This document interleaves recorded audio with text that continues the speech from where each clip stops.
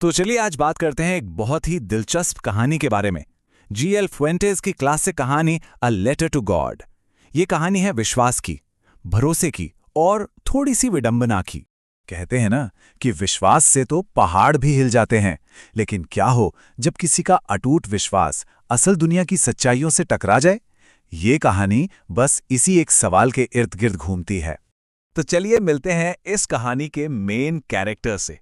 इनका नाम है लेंचो, एक ऐसा किसान जिसका विश्वास आप कह सकते हैं चट्टान की तरह मजबूत था। लेंचो को सिर्फ एक किसान कहना ठीक नहीं होगा, वो तो अपनी जमीन का एक जीता जागता हिस्सा था। बहुत ही मेहनती, मतलब बैल की तरह काम करने वाला, और उसकी सारी उम्मीदें, उसका सब कुछ बस अपने मक्के के खेत से जुड़ा था।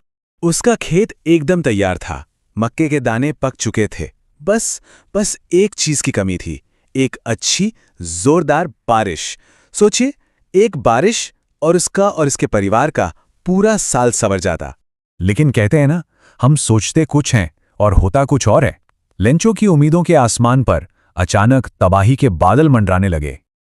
और फिर बारिश शुरू हुई। लेंचो की खुशी का ठिकाना नहीं रहा।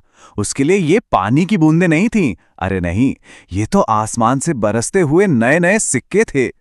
बड़ी बूंदें 10 सेंट की और छोटी वाली 5 सेंट की। पर यह खुशी ज्यादा देर टिकी नहीं।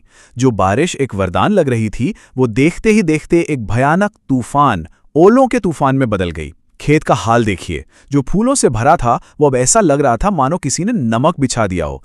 एक पत्ता तक नहीं बचा था। लेंचो का दिल टूट गया। मतलब उसकी आंखों के सामने उसकी साल भर की मेहनत, सब कुछ पल भर में खत्म हो गया था।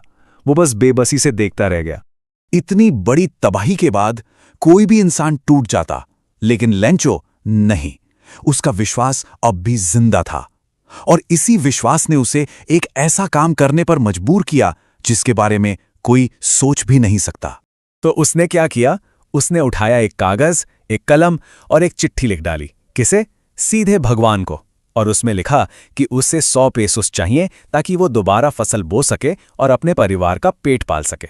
तो अब ये अनोखा खत, जिस पर पता लिखा था भगवान का, पहुंचता है पोस्ट ऑफिस। अब यहां से कहानी में एक नया मोड़ आता है, क्योंकि जो हुआ वो सच में किसी ने सोचा नहीं था। तो ये चिट्ठी पहुंची पोस्टमास्टर के पास। वो एक मोटा सा हंसमुख आदमी था। पहले तो उसने जब पता देखा तो उसकी हंसी नहीं रुकी। भगवान को चिट्ठी। लेकिन फिर जब उसने वो चिट्ठी पढ़ी तो उसका दिल पिघल गया। लिखने वाले का ऐसा अटूट विश्वास देखकर वो हैरान रह गया, और उसने फैसला किया कि वो इस विश्वास को टूटने नहीं देगा। तो पोस्टमास्टर ने एक मिशन ही शुरू कर दिया।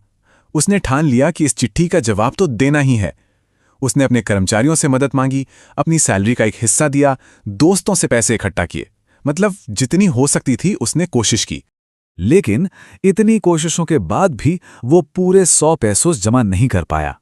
कुल मिला के 70 पेसोस इकट्ठा हुए।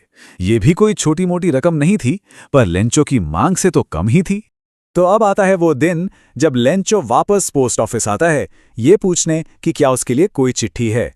और हाँ, चिट्ठी थी। एक ऐसा जवाब जो उसे लगा कि सीधे भगवान ने भेजा है।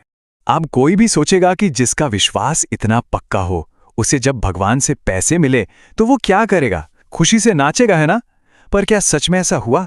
नहीं। यहीं पर कहानी एक ऐसा मोड़ लेती है जिसकी किसी ने उम्मीद नहीं की थी। लेंचो को लिफाफा देखकर जरा सी भी हैरानी नहीं हुई। अरे, उससे तो पूरा यकीन था कि पैसे आएंगे ही। लेकिन जब उसने पैसे गिने तो वो खुश होने की जगह गुस्से से लाल हो गया।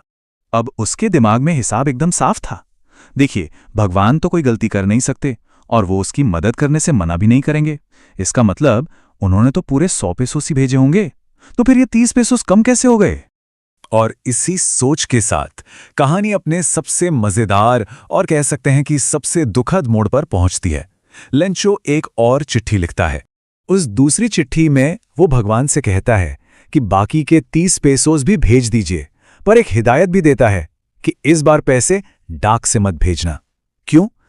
क्योंकि उसे लगता है कि पोस्ट ऑफिस के कर्मचारी चोर हैं, धोखेबाज हैं। सोचिए जरा, जिन लोगों ने अपनी जेब से पैसे निकालकर उसकी मदद की, उन्हीं को उसने चोर बता दिया। और इसी को कहते हैं विडंबना या आयरनी। मतलब होना कुछ और चाहिए था और हो कुछ और ही गया। पोस्टमास्टर ने भलाई का काम किया और बदले में उसे क्या मिला? चोर का इल्जाम। यही इस कहानी का सबसे बड़ा सबक है। तो आखिर में ये कहानी हमें एक बहुत बड़े सवाल के साथ छोड़ जाती है कि अटूट विश्वास और आंख बंद करके मानने यानी अंधे अज्ञान के बीच की वो पतली सी लाइन कहाँ होती है। ये एक ऐसा सवाल है जो हम सबको अपने विश्वासों के बारे में सोचने पे मजबूर कर देता है।